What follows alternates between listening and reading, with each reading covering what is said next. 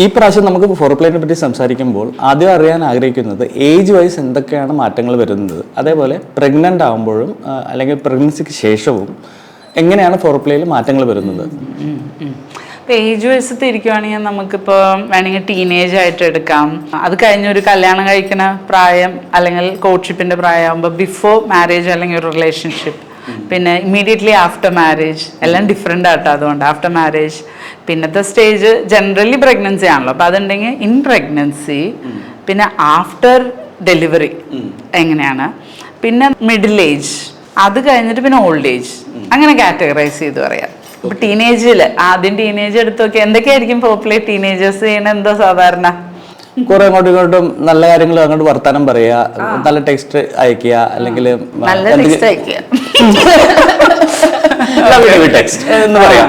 അതേപോലെ ഫ്ലവേഴ്സ് കൊടുക്കുക, അങ്ങനെയുള്ള കുറെ കാര്യങ്ങൾ. പിന്നെ നമ്മൾ എവിടെയെങ്കിലും പോകുമ്പോൾ കാണാമല്ലോ, പാർക്കിൽ ഹാങ് ഔട്ട് ചെയ്യുക, അല്ലെങ്കിൽ ഇപ്പൊ പബ്ലിക് സ്ഥലങ്ങളിൽ, ഇപ്പൊ വല്ല ബീച്ചോ അങ്ങനെയുള്ള സ്ഥലത്ത് അവിടെ ഇവിടെയൊക്കെ ഉണ്ടാവും. മോൾസിൽ കാണാറുണ്ടല്ലോ കുറെ, ടീ ഷോപ്സിൽ അങ്ങനെ, പിന്നെ അല്ലെങ്കിൽ സിനിമാ തിയേറ്ററുകളിൽ, ഇവിടെയൊക്കെയാണല്ലോ കുട്ടികൾ ഇങ്ങനെ നടക്കുക.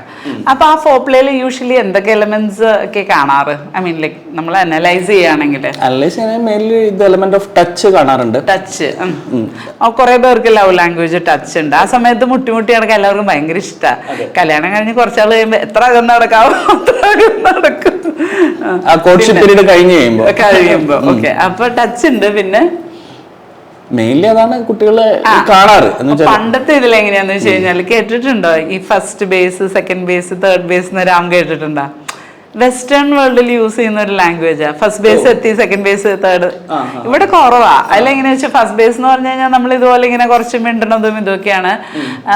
സെക്കൻഡ് ബേസ് വേസ്റ്റിന് മോൾ അല്ലെങ്കിൽ ഫേസിലെ ടച്ചിങ്ങും കൈ ഹോൾഡിങ് ഹാൻഡ്സ് ഒക്കെയാണ് ഫസ്റ്റ് ബേസ് എന്ന്.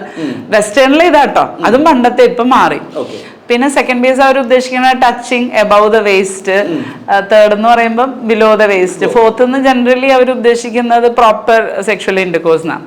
അപ്പൊ ഫോർപ്ലേ ആക്ച്വലി ഏറ്റവും കൂടുതൽ നടക്കുന്ന ഒരു ഏജ് ബിഫോർ മാരേജ്, പിന്നെ ടീനേജാണ്.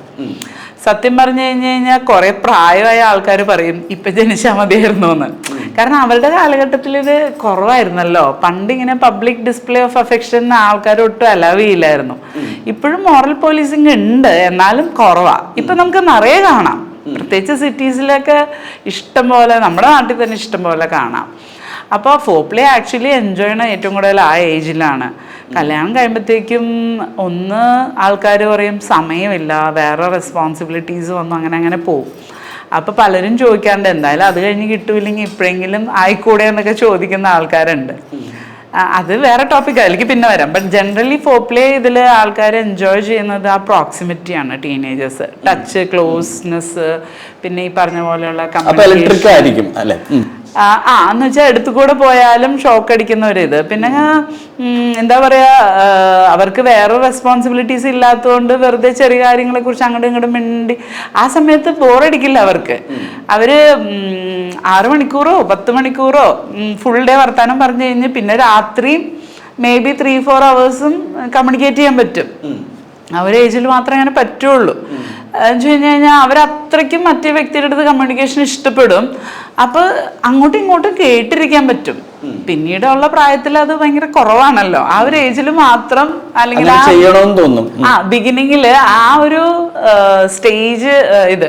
പിന്നെ വേറെ ഉള്ളത് ക്രഷിന്റെ സ്റ്റേജ് ഉണ്ട്. അപ്പൊ മേ ബി അവര് അറിയിക്കില്ലായിരിക്കും. അപ്പൊ അതിനകത്ത് കൂടുതലും ഫോർപ്ലേ ഫാന്റസി ഒക്കെ ആയിരിക്കും, ലൈക്ക് കൂടുതൽ തോട്ട്സിലായിരിക്കും. പിന്നെ ആക്ച്വലി വേറൊരു വ്യക്തി ഇല്ലാതെ തന്നെ ഇപ്പൊ ഞങ്ങളുടെ കാലഘട്ടത്തിലൊക്കെ എന്ന് പറഞ്ഞു കഴിഞ്ഞാൽ അന്ന് ഇത് ഭയങ്കര ടാബുവാണ്, ഒന്നും പറ്റില്ല. എനിക്ക് കോളേജിൽ പഠിക്കുമ്പോൾ ഒരു ക്രഷ് ഉണ്ടായിരുന്നു. അപ്പോൾ ക്രഷ് എന്ന് പറഞ്ഞാൽ ഞാൻ അന്ന് പ്രീ ഡിഗ്രിയാണ്. പ്രീ ഡിഗ്രിക്ക് പഠിക്കുമ്പോൾ ആള് ഡിഗ്രിക്ക് പഠിക്കുകയാണ്. ആളുടെ പേര് പോലും അറിയില്ല. പക്ഷെ ഇങ്ങനെ നടന്നു പോകുമ്പോൾ കണ്ണിൽ നോക്കുമ്പോൾ ഭയങ്കര അട്രാക്ഷൻ തോന്നുമായിരുന്നു. അപ്പോൾ ഒരു കൊല്ലം മുഴുവൻ ഇങ്ങനെ ആലോചിച്ച് ഫാൻറ്റസിയിൽ മാത്രം നടന്നു. ഒരു പേരും ചോദിച്ചില്ല, മിണ്ടിയില്ല, ഒന്നുമില്ല. എന്നിട്ട് ഞാൻ വീട്ടിൽ വന്ന് ഡെയിലി പറയുമായിരുന്നു. അപ്പോൾ ഇങ്ങനെ മമ്മി സിസ്റ്ററൊക്കെ ഇങ്ങനെ പറയുമ്പോൾ പറയും, ഇങ്ങനെ ഡിസ്ക്രൈബ് ചെയ്യാൻ പറയും, എനിക്കൊന്ന് കാണണമല്ലോ എന്ന് പറഞ്ഞു. അപ്പോൾ ഒരു ദിവസം ഞാനിങ്ങനെ കോളേജിൻ്റെ അതിലെ സിസ്റ്ററിനെ കൊണ്ടുപോയപ്പോൾ പറഞ്ഞു, അവൾ കണ്ടു, അയ്യേ ഇതാണ് കണ്ട ചിമ്പാൻസിയുടെ മധുരം. അവൾക്ക് എനിക്ക് അത്ര ഇഷ്ടമല്ല. അതിപ്പോ ഓരോരുത്തരുടെ ടേസ്റ്റിന്റെ ആയിരിക്കും. എനിവേ പേരറിയാത്തോണ്ട് ഞങ്ങൾ ആളെ ചിമ്പാൻസി എന്നാണ് വിളിച്ചത്. പിന്നീട് കണ്ടിട്ടില്ല. അപ്പൊ ആ ഏജിൽ ഞങ്ങളുടെ കാലത്ത് ഇങ്ങനെ പുറത്തു പോകാനോ മിണ്ടാനോ ഒന്നും പറ്റില്ലായിരുന്നു. പക്ഷെ even that was so exciting. Like പറ്റണതാണോ പറ്റാത്തതാണോ എക്സൈറ്റിങ്. ഇപ്പൊ മെക്കാനിക്കലായി കുറെ. അല്ല, ആ കാലത്ത് ആണുങ്ങൾക്കും ധൈര്യം ഉണ്ടായിരുന്നില്ല. നമുക്ക് എല്ലാവർക്കും കാണാൻ അങ്ങനെ ഇഷ്ടമാണ്, ഇപ്പൊ കുറച്ചും കൂടെ ബെറ്റർ ആയെന്ന് തോന്നുന്നുണ്ട്. അപ്പൊ ഹോപ്പ്ലി ഏത് ലെവലിൽ വേണമെങ്കിലും ആവാം. പിന്നെ എനിക്ക് തോന്നുന്നു ഇങ്ങനെ നമ്മൾ അട്രാക്ഷൻ പലരോടും തോന്നില്ല, ക്രഷ് അല്ലാതെ തന്നെ. അപ്പൊ ഈ നമ്മള് ബസ്സിൽ ടൂറിന് പോകുമ്പോഴും അങ്ങനെ ഇങ്ങനെ പോകുമ്പോൾ അടുത്ത് വന്നിരിക്കുക, അല്ലെങ്കിൽ ഇങ്ങനെ തട്ടമുട്ട, അതൊക്കെ ഇങ്ങനെ ഷോക്ക് പോകുന്ന ഒരു അനുഭവമാണ്. അതൊക്കെ എല്ലാവർക്കും മിക്കവർക്കും ഉള്ള സാധനങ്ങൾ തന്നെയാണ്. എവരിബഡി ആ സ്റ്റേജിൽ കൂടി കടന്നു പോകും. ഏത് സമയം എന്നുള്ളത് ഇപ്പൊ കുറച്ചും കൂടെ ഓപ്പൺ ആണ്, ഒരു പബ്ലിക്കായിട്ട് ഉണ്ട് എന്നുള്ളൊരിതാ. പിന്നെ ഈ പബ്ലിക്കിൽ ചെയ്യണതിന് പല ഇതുകളുണ്ട്. എന്ന് വെച്ചാൽ പബ്ലിക്കിൽ ചെയ്യുമ്പോൾ അതിന്റെ സയൻസ് എന്താന്ന് വെച്ച് കഴിഞ്ഞാല് വേറെ വ്യക്തികൾ കാണുകയാണ്, ഒരു ലേഡീനെ കൊണ്ട് പോവാണ്. ഫോർ എക്സാമ്പിൾ, ചില ആൾക്കാർ ബൈക്കിന് പോകുമ്പോൾ എന്റെ പുറകിലൊരു സുന്ദരി ഇരിപ്പുണ്ട്, അപ്പൊ അവരിങ്ങനെ വലിയ ഗമയിലായിരിക്കും പോകുന്നത്. അവർ പോക്കുണ്ടിട്ടുണ്ടോ? പെണ്ണുങ്ങൾ പുറകിലുണ്ടെങ്കിൽ ആണുങ്ങൾക്ക് സ്പീഡ് കൂടുതലാണ്. അപ്പൊ അങ്ങനെ കുറെ ഇതുകൾ നമ്മൾ കാണാറുണ്ട്. മേ ബി കുറച്ച് റിസ്കിയും ആയിരിക്കും. പക്ഷെ ഈ സെക്ഷുവാലിറ്റിയിലെ ഇഷ്യൂ എന്താണെന്നറിയോ?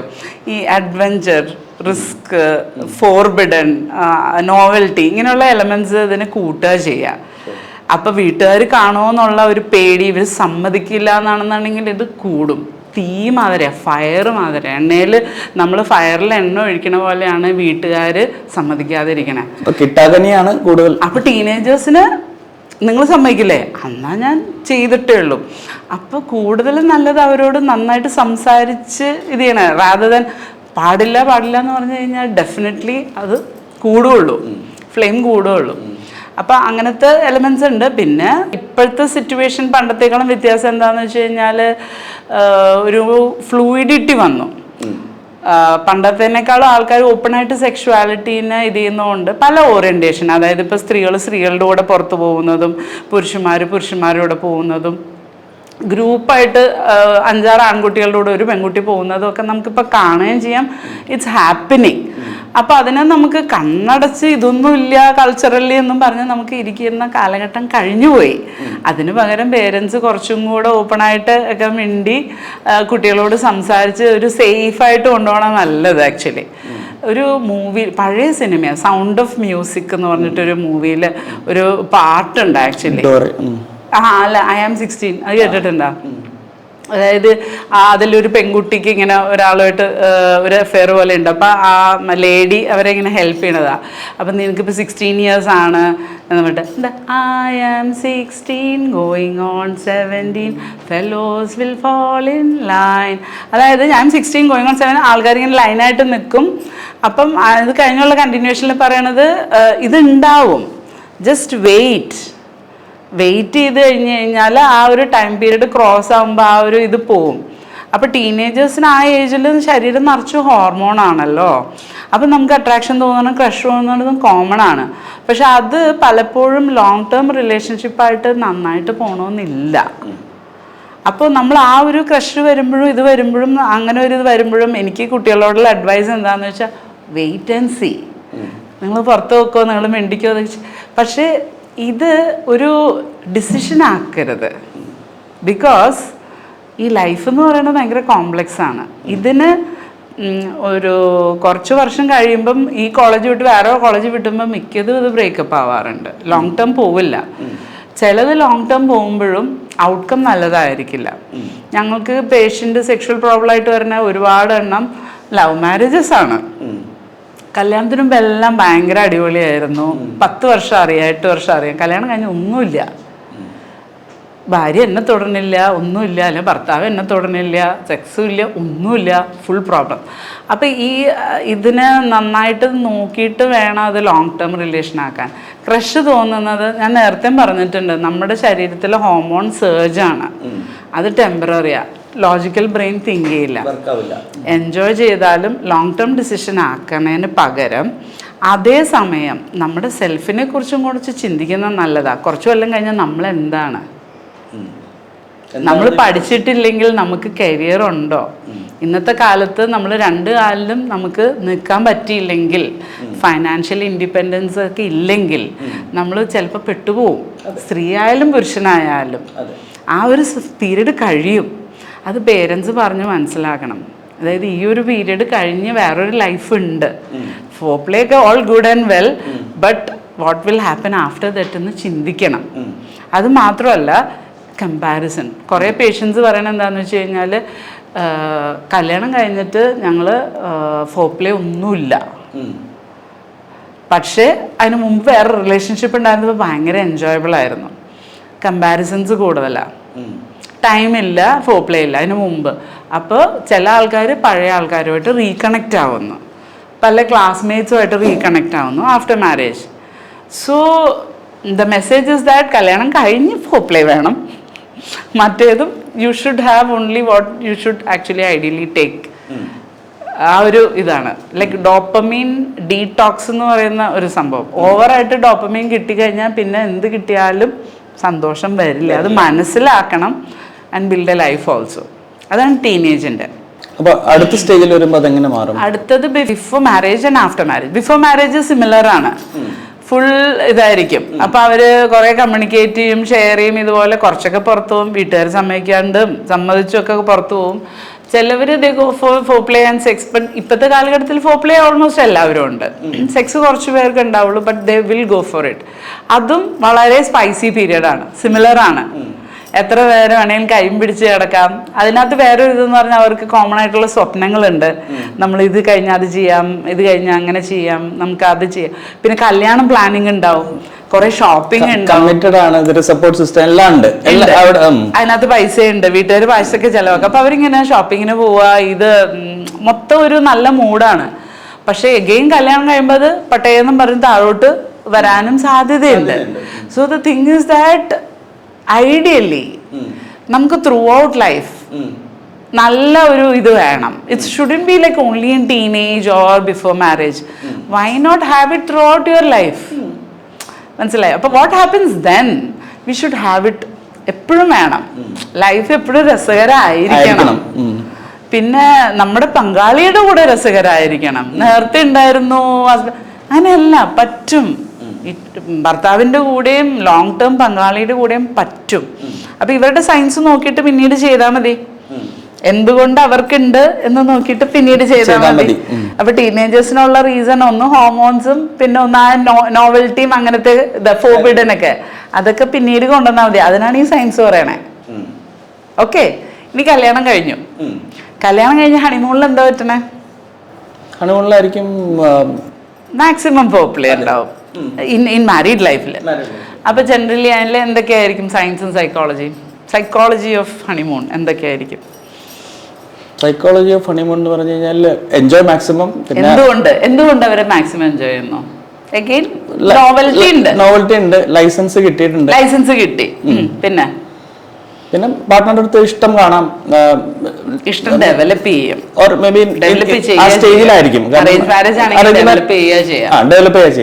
ഹണിമൂണിന് മിക്ക ആൾക്കാർ എന്താന്ന് വെച്ച് കഴിഞ്ഞാൽ അവർ വീടൊക്കെ വിട്ടിട്ട് അവർ ട്രാവൽ ചെയ്യാറുണ്ട്. പലരും വേറെ സ്ഥലത്ത് പോയി നിൽക്കാറുണ്ട്. അപ്പൊ എന്താന്ന് വെച്ചാൽ അവർക്ക് പ്രൈവസി, വേറെ തോട്ട്സ് ഒന്നും വേണ്ട. അപ്പൊ അവര് പ്ലാൻ ചെയ്ത് തന്നെ ഹോളിഡേ ഉണ്ട്. പിന്നെ നല്ല ആംബിയൻസ് ഉള്ള സ്ഥലങ്ങളായിരിക്കും, പൂളൊക്കെ ഉള്ള റിസോർട്ടുകളൊക്കെ ആയിരിക്കാം. മേ ബി വേറെ സ്ഥലം, ആരും ശല്യം ചെയ്യാനില്ല. പേരൻസ് ഇല്ല, വീട്ടുകാരില്ല, പിള്ളേരില്ല, നാട്ടുകാരില്ല, ഫ്രണ്ട്സ് ഇല്ല. ഫോൺ ഇപ്പോൾ ഒരു ശല്യമാണ്. പക്ഷെ ജനറലി അവരങ്ങനെ പോകുമ്പോണ്ടല്ലോ, അപ്പോഴാണ് രണ്ടാൾ ഇൻറ്റിമേറ്റ് ആവണേ. ഫോർപ്ലേയുടെ ഒരു സാധനം എന്താണെന്നറിയോ? വേറെ ശല്യങ്ങളില്ല അവിടെ. ഈ സയൻസ് ഒക്കെ നമ്മൾ പിന്നീട് എടുക്കണം. ആ സാധനം നമ്മൾ പിന്നീട് കൊണ്ടുവരണം. Just two people without any distraction. അപ്പോഴും അവരിങ്ങനെ കുറേ നേരം കെട്ടിപ്പിടിച്ചിരിക്കും, ഇതെല്ലാം ചെയ്യും.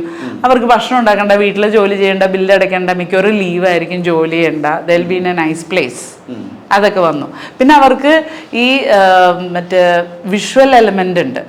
കല്യാണം കഴിക്കുമ്പോൾ എല്ലാവർക്കും കുറേ നല്ല ഡ്രസ്സൊക്കെ ഉണ്ടാവും, ഓർണമെന്റ്സ് ഒക്കെ ഉണ്ടാവും, അങ്ങനത്തെ എലമെന്റ്സ് ഉണ്ട് ഇല്ലേ? അപ്പൊ അങ്ങനെ പിന്നെ നോവൽറ്റി, പുതുമ വന്നു.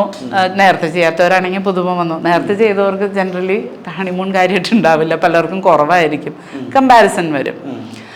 പിന്നത്തെ വേറെ എലമെന്റ് പലരും ഒരുമിച്ച് കുക്ക് ചെയ്യലും ക്ലീൻ ചെയ്യലും, ഇപ്പൊ വീടൊക്കെ എടുത്തവർ അത് സെറ്റപ്പ് ഒക്കെ ചെയ്യും. അതിനകത്ത് എലമെന്റ് ഓഫ് ഒരു ചാലഞ്ച് വന്നു. ഈ ചാലഞ്ച് എന്ന് പറഞ്ഞാൽ എന്തെങ്കിലും ചെയ്യാനുള്ള ഒരു ചാലഞ്ച് മനുഷ്യർക്ക് നല്ലതാ, നമ്മുടെ ബ്രെയിൻ വർക്ക് ചെയ്യും. അപ്പൊ രണ്ടുപേര് ചേർന്ന് ചാലഞ്ച് ഉണ്ടെങ്കിൽ എങ്ങനെയാ? Difficult situation. രണ്ടാളും ഇങ്ങനെ ചെയ്താൽ ശരിയാവോ, അങ്ങനെ ചെയ്താൽ ശരിയാവോ, നമുക്ക് അങ്ങനെ ചെയ്യാം, കഷ്ടപ്പെട്ട് ചെയ്യാം. അപ്പൊ you are building up something, ഒരു ഗ്രോത്ത് ഉണ്ട് അവിടെ. ഇപ്പൊ പുതിയ വീടെടുത്തു, മനസ്സിലായില്ലേ, പുതിയ ഫേർണിച്ചർ സെറ്റ് ചെയ്തു, അത് ചെയ്തു ഇത് ചെയ്തു, രണ്ടാളും ചേർന്ന് കുക്കിംഗ് ചെയ്യും. അറിയാൻ പാടാത്തവര് കുറെ കരിച്ചൊക്കെ കളഞ്ഞ് അങ്ങനെ ഇങ്ങനെ ഒരു രസമുണ്ട്. ഒരു മൂവിയിലുണ്ടല്ലോ, ഏതാ ഖയാമത്ത് സെ ഖയാമത്ത്, പണ്ടത്തെ എനിക്ക് ഇഷ്ടമുള്ള ഒരു മൂവി. അതിനകത്ത് ഇവര് രണ്ടും കൂടെ ഓടിപ്പോയി കഴിഞ്ഞിട്ട് ഈ പെണ്ണിന് ജൂഹി ചാവളിക്ക് കുക്കിംഗ് ഒന്നും അറിയില്ല, മൊത്തം കരിച്ച് കളയുന്നിട്ട് ഇവൻ വന്ന് ഹെൽപ്പ് ചെയ്യും. അത് ഒരു എലമെന്റ് ആണ്. അപ്പൊ നമ്മൾ പഠിക്കും പുതിയതായിട്ട്. ആ സമയത്ത് ചീത്തൊന്നും പറയില്ലല്ലോ, അയ്യോ ഞാൻ പഠിപ്പിച്ചു തരാൻ അങ്ങോട്ട് ഇങ്ങോട്ട് ഹെൽപ്പ് ചെയ്യും. കുറച്ചാൾ കഴിഞ്ഞാൽ ഉപ്പില്ല മുളകില്ല, മൊത്തം പ്രശ്നങ്ങള്. നല്ല ഫുഡ് കൊടുത്താലും പ്രശ്നം. അപ്പൊ ആ ന്യൂലി മാരീഡിന്റെ സൈക്കോളജി ഇതാണ്. അവർക്ക് അത്രയും സ്പേസും ലക്ഷറിയും എസ്തെറ്റിക്സും ഈ സംഭവങ്ങളൊക്കെ കിട്ടുകയാണ്. ഫാക്ടേഴ്സ് എല്ലാം ഓൾമോസ്റ്റ് പോസിറ്റീവാണ്. അവർക്ക് അതിന്റെ ഫ്രീ ടൈം, ഡിസ്ട്രാക്ഷൻസ് ഇല്ല എന്നുള്ളത്. ഈ ഫോർപ്ലേയിലെ സെക്ഷുവാലിറ്റി മെയിൻസ് ആണ് ഡിസ്ട്രാക്ഷൻസ് ആണ്, ഇന്ററപ്ഷൻസ് ആണ്. പിന്നെ അവർക്ക് ആ ന്യൂനെസ് വന്നു. പലപ്പോഴും ട്രാവൽ ചെയ്യുകയാണെങ്കിൽ ആൾക്കാർക്ക് അഡ്വഞ്ചറും റിസ്ക് ഒക്കെ അത്യാവശ്യം വന്നു. ഇപ്പൊ പുതിയ കപ്പിൾസ് ഉണ്ട്, മൗണ്ടനിയറിങ്ങിന് പോകുന്നവരുണ്ട്, അല്ലെങ്കിൽ അങ്ങനത്തെ ആക്ടിവിറ്റീസിന് പോകുന്ന കപ്പിളുണ്ട്. ഇവൻ കല്യാണം കഴിക്കുന്ന കടലിന്റെ അടിയിൽ മലയുടെ മുകളിലൊക്കെ കല്യാണം കഴിക്കുന്ന ആൾക്കാരുണ്ട്. സോ ഭയങ്കര എക്സൈറ്റിംഗ് ആയിരിക്കും. ലോങ് വാക്സ് പോകും, റിലാക്സിങ് കാര്യങ്ങൾ ചെയ്യും. പലരും പാട്ട് കേട്ടിരിക്കും, അല്ലെങ്കിൽ ദേ ഗോ ഫോർ മൂവീസ്, അങ്ങനത്തെ ഇതുകളൊക്കെ വന്നു. ഇനിയത്തെ കാറ്റഗറി എന്തായിരുന്നു? പ്രഗ്നൻസി. അപ്പൊ പ്രഗ്നൻസിയിൽ ഡൗട്ട് എന്താണെന്ന് വെച്ചാൽ, പ്രഗ്നന്റ് ആയിരിക്കുമ്പോൾ ബന്ധപ്പെടാമോ, അല്ലെങ്കിൽ അപ്പോൾ ഫോർപ്ലേ എങ്ങനെ മാറും through different months of pregnancy? അപ്പൊ എന്ത് തോന്നണോ, ഏറ്റവും കോമൺ ആയിട്ടുള്ള ഒരു സംശയം ആളുകൾക്ക് ഉള്ളത് എന്താണെന്നറിയോ, ഏറ്റവും വിവരമില്ലാത്തതും, പ്രഗ്നൻസിയിൽ ഫോർപ്ലേയും സെക്സും പാടുവോ, ചെയ്യാമോ ഇല്ലയോ? എന്ത് തോന്നുന്നു രാമന്? എന്റെ അണ്ടർസ്റ്റാൻഡിങ് വെച്ചിട്ട് 7th month വരെ സെക്സ് വരെ പോവാം, ഫോർപ്ലേ എത്ര വേണമെങ്കിലും ചെയ്യാം, 9th month വരെ ചെയ്യാം.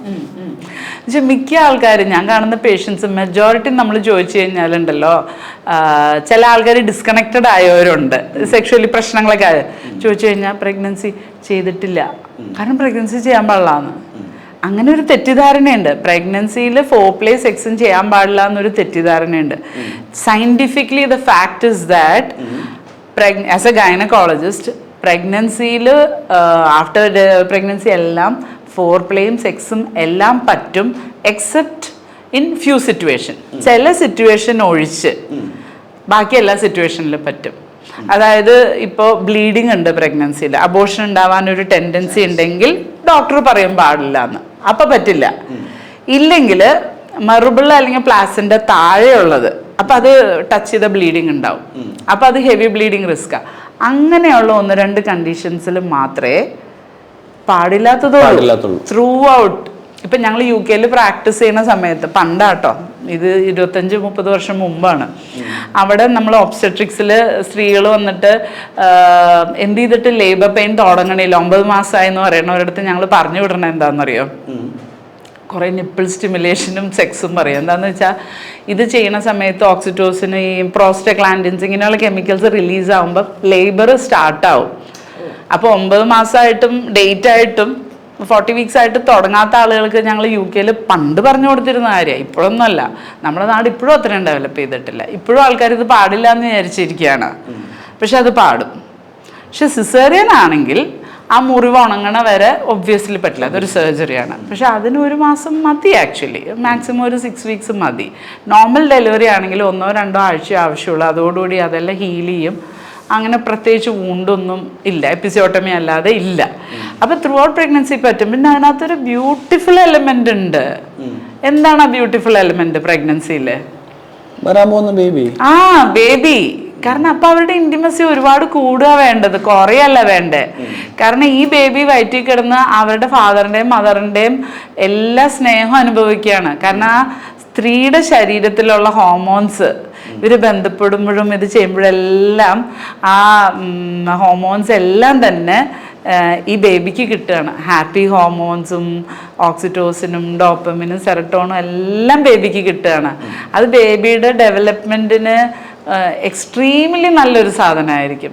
ആ നല്ല ഹോർമോൺസ് ഒക്കെ കിട്ടുമ്പം ആ കുട്ടിയുടെ ശാരീരികമായ വളർച്ചയ്ക്കും ബ്രെയിൻ ഡെവലപ്മെൻറ്റിനും പേഴ്സണാലിറ്റി ഡെവലപ്മെൻറ്റിനും ഭയങ്കര നല്ലതായിരിക്കും. ഒരു സെക്ഷുവലി ഫ്രസ്ട്രേറ്റഡ് മദറോ ആയിരിക്കില്ല എ ഗുഡ് മദർ, അല്ലെങ്കിൽ ഒരു ആങ്ഷ്യസ് മദറോ ആയിരിക്കില്ല. അപ്പോൾ പ്രഗ്നൻസിക്ക് ശേഷം ഈ സെക്ഷുവാലിറ്റി എങ്ങനെ ചേഞ്ച് ആകും? അതായത് ജനറലി ഉള്ള ഒരു അണ്ടർസ്റ്റാൻഡിംഗ് എന്ന് പറഞ്ഞാൽ കപ്പിൾസ് തമ്മിൽ അകലാനുള്ള ഒരു ചാൻസ് ഉള്ള സമയമായിട്ടാണ് അതിനെ പറയാറുള്ളത്. അതിന് എന്താണ് കാരണം? വളരെ കോമൺ ആയിട്ട് പുരുഷന്മാർ കംപ്ലൈൻറ്റ് പറയുന്ന ഒരു കാര്യമാണ്, ആഫ്റ്റർ ഡെലിവറി ഇവർ കുട്ടികളെ നോക്കുന്നു, നമ്മളെ നെഗ്ലക്റ്റ് ചെയ്യുന്നു. അപ്പം നമ്മൾ ഫോർ പ്ലേ ആണ് ടോപ്പിക്കെങ്കിലും അത് സെക്സിലേക്ക് ലീഡ് ചെയ്യുമല്ലോ.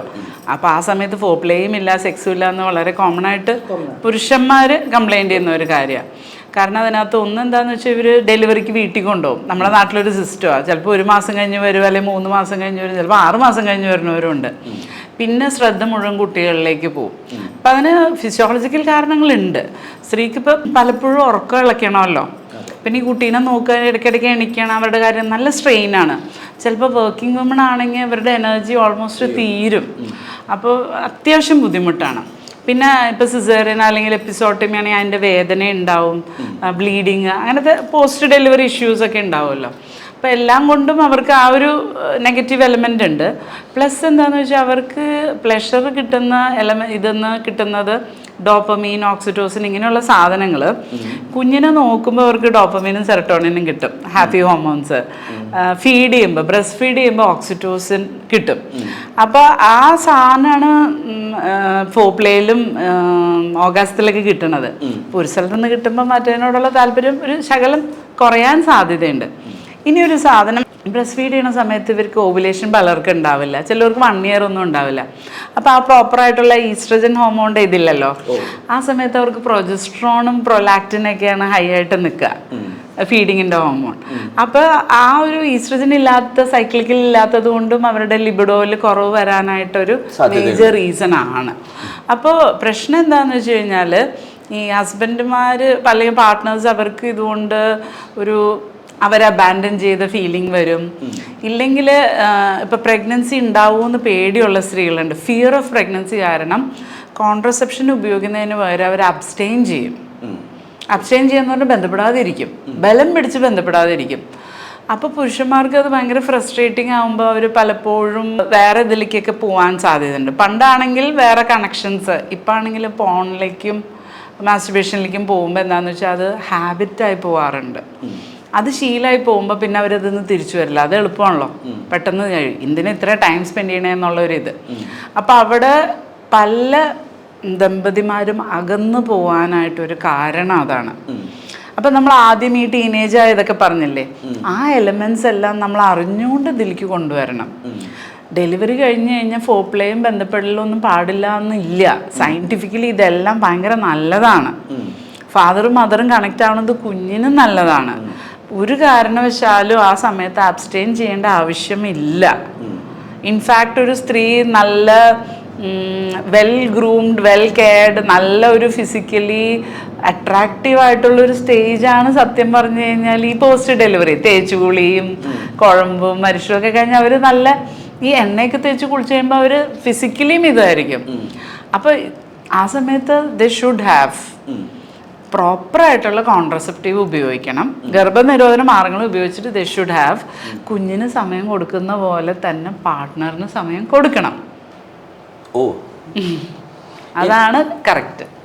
എനിക്ക് കുറച്ച് ഞങ്ങളുടെ ഏരിയക്കാർക്ക് ഇൻട്രസ്റ്റ് ഉള്ള കാര്യം, മധ്യവയസ്കരുടെ ഫോർ പ്ലേ എങ്ങനെയായിരുന്നു? മധ്യവയസ്കാവുമ്പോൾ പ്രോബ്ലം എന്താണെന്ന് വെച്ചാൽ ഉണ്ടാവുന്നത്, സ്ത്രീകൾക്ക് പലപ്പോഴും ഒരു 40, 45, 50 മെനോപോസ്, പെരിമെനോപോസ് തുടങ്ങും. അപ്പോൾ എന്താണെന്ന് വെച്ചാൽ ശരീരത്തിലുള്ള ഹോർമോൺസ് കുറവാവുന്നത് കൊണ്ട് ഈ മെനോപോസൽ, അതിന് മുമ്പും അത് കഴിഞ്ഞും സ്ത്രീകൾക്ക് ഇതിനോടുള്ള താല്പര്യം കുറച്ച് കുറയാനുള്ള സാധ്യതയുണ്ട്, ഹോർമോൺ പ്രശ്നങ്ങൾ കാരണം. പിന്നെ മറ്റുള്ള അസുഖങ്ങൾ ചിലപ്പോൾ ഉണ്ടാവാം, അല്ലെങ്കിൽ മറ്റുള്ള ഡ്യൂട്ടീസ് കൂടുതലാവാം. കുട്ടികൾ വളർന്നു വന്ന് ഇപ്പോൾ 10ാം ക്ലാസ് എഴുതുന്നുണ്ടാവും, എൻട്രൻസ് എഴുതുന്നുണ്ടാവും, അല്ലെങ്കിൽ അവർ അതിന് ചെയ്യണം ഇതിന് ചെയ്യണം, അല്ലെങ്കിൽ അവർക്ക് കല്യാണം, അല്ലെങ്കിൽ അവരുടെ കല്യാണം കഴിഞ്ഞാൽ അവരുടെ പ്രഗ്നൻസി, കുട്ടികളുണ്ടാവുക. ആ ഒരു സ്റ്റേജിൽ സ്ത്രീകൾ എഗെയിൻ ഡിസ്ട്രാക്റ്റഡ് ആവും. പക്ഷേ ആ ഡിസ്ട്രാക്റ്റഡ് ആവുമ്പോഴും ഭർത്താവിനെയോ പാർട്ട്ണറിനെയോ ഒരിക്കലും മറക്കരുതെന്നുള്ളതാണ് വാസ്തവം. കാരണം അവരുടെ കണക്ഷൻ ഒരു പാർട്ട്ണറിന് എപ്പോഴും പ്രയോറിറ്റി കൊടുക്കണം, എന്നിട്ട് ബാക്കിയുള്ളതിന് കൊടുക്കാൻ പാടുള്ളൂ. ബാക്കിയുള്ളതെല്ലാം അവരവർ ചെയ്യേണ്ട കാര്യങ്ങളാണ്. ഇപ്പോൾ കുട്ടികൾ പഠിക്കേണ്ടത് പേരൻസിൻ്റെ ഒരു ഇതല്ല, അത് ആർക്കും അറിയില്ല. ഇവിടെ നമ്മുടെ നാട്ടിൽ മൊത്തം സ്പൂൺ ഫീഡിങ് ആണ്. അപ്പോൾ ആ ഒരു കാലഘട്ടത്തിൽ ഹോർമോൺ കുറവാകുന്നത് കൊണ്ട് ഫോർ പ്ലേ എന്ത് വേണം, കൂടുതൽ വേണം. കാരണം എന്താണെന്ന് വെച്ചാൽ ഒരു സ്ത്രീക്ക് അറൗസൽ ഉണ്ടാവാനും പ്രോപ്പറായിട്ടുള്ള ലൂബ്രിക്കേഷൻ ഉണ്ടാവാനും ചെറുപ്പത്തിലെ എളുപ്പമാണ്. അവിടെ എവിടെയും തട്ട് മുട്ടോ എടുത്തുകൂടെ പോയി കഴിഞ്ഞാൽ ഉണ്ടാവും, എളുപ്പം പറ്റും പെനിട്രേഷൻ. ആ സമയമാകുമ്പോൾ ചിലപ്പം അരമണിക്കൂറോ അല്ലെങ്കിൽ മണിക്കൂർ കണക്കിനോ ഒക്കെ ഫോർപ്ലേ ചെയ്താലേ ഇവർക്ക് അതിനോടുള്ള താല്പര്യം ഉണ്ടാവില്ല, ലൂബ്രിക്കേഷൻ ഉണ്ടാവുള്ളൂ. അപ്പം അത് കഴിഞ്ഞിട്ട് സെക്സ് ചെയ്താൽ വേദന ഉണ്ടാവില്ല. അപ്പോൾ ഫോർപ്ലേ ഏറ്റവും ഇമ്പോർട്ടൻ്റ് ഏജ് സത്യം പറഞ്ഞു കഴിഞ്ഞാൽ മധ്യവയസ്ക്കും ഈ ഓൾഡ് ഏജും ആണ്. പിന്നെ ആ സമയത്ത് മിക്കവരും മെച്യൂർ ആവും. തുറന്നു പറയാൻ ഇച്ചിരി മടിയൊക്കെ ഉണ്ടെങ്കിൽ അതൊക്കെ പോവും, ഉള്ള ഫാൻറ്റസിയൊക്കെ അങ്ങോട്ടും ഇങ്ങോട്ടും തുറന്നു പറയാം. അപ്പോൾ ആ സമയത്ത് നമുക്ക് കുറച്ച് എക്സ്പെരിമെൻറ്റേഷൻ ചെയ്യാം, ക്രിയേറ്റീവായിട്ടുള്ള കാര്യങ്ങൾ ചെയ്യാം. അപ്പോൾ ഈ പറഞ്ഞ ആദ്യത്തെ ഇഷ്യൂസില്ലേ, ന്യൂനെസ്, അഡ്വഞ്ചർ റിസ്ക്, അപ്പം അവരതിൽ കൊണ്ടുവരണം. ആ മധ്യവയസ്കർ എന്ത് ചെയ്യണമെന്ന് വെച്ച് കഴിഞ്ഞാൽ അവർ രണ്ടാളും തന്നെ പുറത്ത് പോകണം. ഹണിമൂണിന് ചെയ്ത് എന്തായിരുന്നു, ഹോട്ടലിൽ പോയി താമസിച്ചു, അതുപോലെ ചെയ്യണം. ബാക്കിയെല്ലാം വിട്ടിട്ട് അവർ തന്നെ ടൈം സ്പെൻഡ് ചെയ്യണം. ഡേറ്റിങ്ങിന് പോയ പോലെ അവർ ബീച്ചിലും പാർക്കിലും കൈയൊക്കെ പിടിച്ച് നടക്കണം, കെട്ടിപ്പിടിക്കണം, ഉമ്മ വെക്കണം. ഈ കാര്യങ്ങളൊക്കെ അവർ കൂടുതൽ ചെയ്യണം. അപ്പം നമ്മൾ യങ് ഏജിൽ എന്തൊക്കെ ഫോർപ്ലേ നടന്നോ അത് ഇതിലേക്ക് കൊണ്ടുവരണം. ഡ്രസ്സിങ് അപ്പ്, അതായത് മടുപ്പ് മാറാൻ വേണ്ടിയിട്ട്, ക്രിയേറ്റീവ് ആവാൻ വേണ്ടിയിട്ട് പലതരം ഡ്രസ്സിങ് അപ്പ് ഒക്കെ ചെയ്യാൻ പറ്റും. പക്ഷെ ആ ഒരു പ്രായമാകുമ്പോൾ അങ്ങോട്ടും ഇങ്ങോട്ടും അറിയാം. ഇമോഷണൽ വൾണറബിലിറ്റി എന്ന് പറഞ്ഞു കഴിഞ്ഞാൽ മറ്റേത് നമ്മൾ എന്തെങ്കിലും പറഞ്ഞു ചെയ്ത് അവർ മറ്റേത് എങ്ങനെ വിചാരിക്കും എന്നുള്ളൊരിത് ആ സമയമാകുമ്പോഴത്തേക്ക് ആക്ച്വലി പോവും. അപ്പോൾ ആ സമയത്ത് സത്യം പറഞ്ഞാൽ ഏറ്റവും എൻജോയ് ചെയ്യേണ്ട സമയമാണ്. ഫൈനാൻഷ്യലി മിക്കവർക്കും ആ സമയമാകുമ്പോൾ സെക്യൂറായി പൈസയൊക്കെ ഉണ്ടാവും. ചിലപ്പോൾ പിള്ളേരൊക്കെ പോയിട്ടുണ്ടെങ്കിൽ അവർ ഫ്രീ ആയിരിക്കും, സമയം ഉണ്ടാവും. അപ്പോൾ ഫൈനാൻഷ്യലി പോസിബിൾ ആണെങ്കിൽ അവർക്ക് ട്രാവൽ ചെയ്യുകയോ ഹോട്ടലിൽ താമസിക്കുകയോ അങ്ങനെയുള്ള കാര്യങ്ങളൊക്കെ ചെയ്യാം. കാരണം അത് കഴിഞ്ഞ് കഴിഞ്ഞാൽ ഡിസേബിൾഡ് ഓൾഡ് ഏജ് ആകുമ്പോഴത്തേക്ക് അത്രയും പറ്റിയെന്ന് വരില്ല. അസുഖങ്ങളുടെ സ്റ്റേജും ഫിസിക്കലായിട്ട് അബിലിറ്റി കുറയും. അപ്പം ശരിക്കും പറഞ്ഞു കഴിഞ്ഞ് കഴിഞ്ഞാൽ ഇത് എൻ്റെ എക്സാമ്പിൾ എടുത്താൽ ഞാൻ ഏറ്റവും കൂടുതൽ ആക്ടിവിറ്റീസ് തുടങ്ങിയത് യോഗയൊക്കെ ചെയ്യുമായിരുന്നെങ്കിൽ 40-ന് ശേഷമാണ് എല്ലാ ക്ലാസ്സുകളും. ഡാൻസ് ഇപ്പോൾ ഒരുപാട് ക്ലാസ്സിന് പോകുന്ന മാർഷൽ ആർട്സ് എല്ലാം പ്രായത്തിന് ശേഷമാണ്. കളരി ഞാൻ തുടങ്ങിയത് 47-ാമത്തെ വയസ്സിലാണ്. അപ്പം ഞാനന്ന് ആശാനോട് പറഞ്ഞു, പക്ഷേ എനിക്കൊന്നും ചെയ്യാൻ പറ്റാത്ത പ്രായമാണ്, എനിക്ക് ധൈര്യമായിട്ട് ചെയ്തു എന്ന് പറഞ്ഞു. 47-ാമത്തെ വയസ്സിലാണ് ഞാൻ കളരി സ്റ്റാർട്ട് ചെയ്തത്. 40 വയസ്സിലാണ് എനിക്ക് ഒരുപാട് ഡാൻസൊക്കെ തുടങ്ങിയത്, ലാറ്റിൻ ഡാൻസുകളും പിന്നെ ഭരതനാട്യവും. അപ്പോൾ നമുക്കിപ്പോൾ പറ്റുമെന്ന് എനിക്കറിയാം, കുറച്ച് നാൾ കഴിഞ്ഞാൽ പറ്റില്ല എന്നറിയാം. Why not do now?